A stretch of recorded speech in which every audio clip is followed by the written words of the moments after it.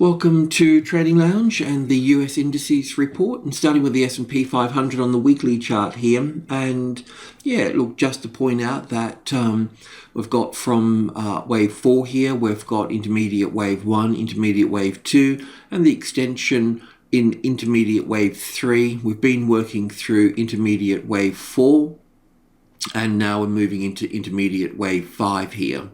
Okay, so we're very close to having wave 1 of the first minor degree coming into place here now.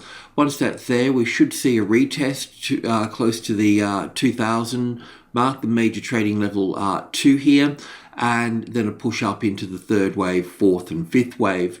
Now, normally with Elliott, well, textbook sort of thing is that if the extension's in wave 3 here, that means that wave 1 here, just roughly with a stick,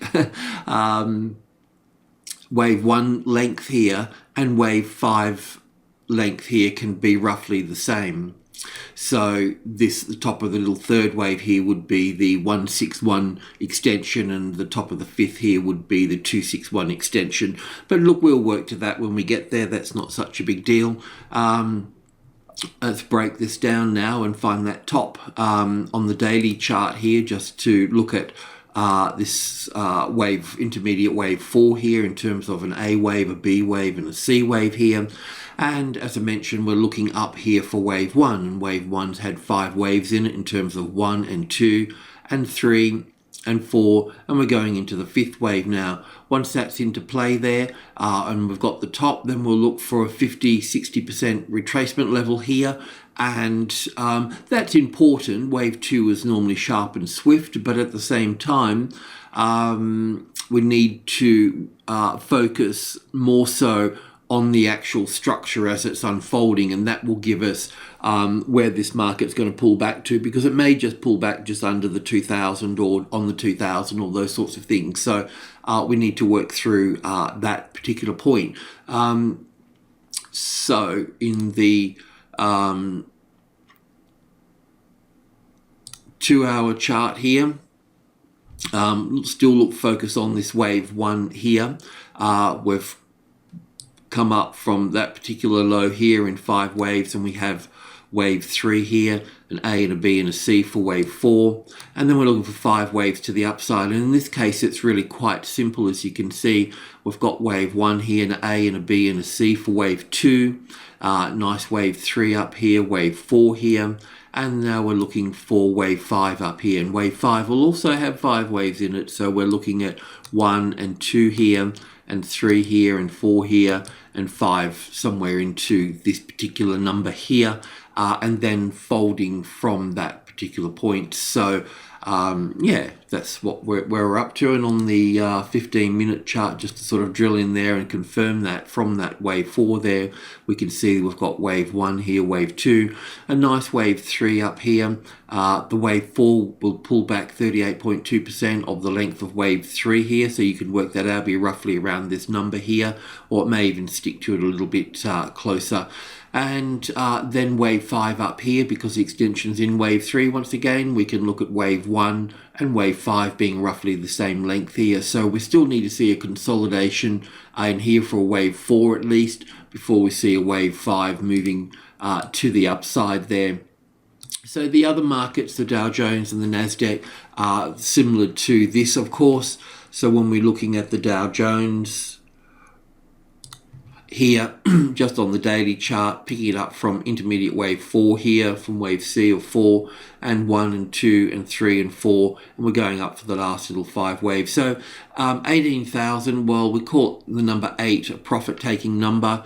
So people seem to like it. It's the first even number before the next whole number, in this case 18,000 before 20,000, but it could be cents, it could be 18 cents before 20 cents, or $18 before $20. It seems to be a profit-taking number in most cases. So even though we've had it being hit here, we will see it here, but not obviously not to the same degree. However, that said, the move up through here is wave 1, a very sharp ABC for wave 2 is common in the 50-60% retracement levels down here, so that would be quite a shock to the system here. So it may not pull that far back and all the rest of it, but at least we can be prepared for it as such. And this on the 15-minute chart coming into the top there, same as the S&P 500. So we'll be looking for this to play out from wave 4. Here's 1 and 2 and 3 and 4 and 5.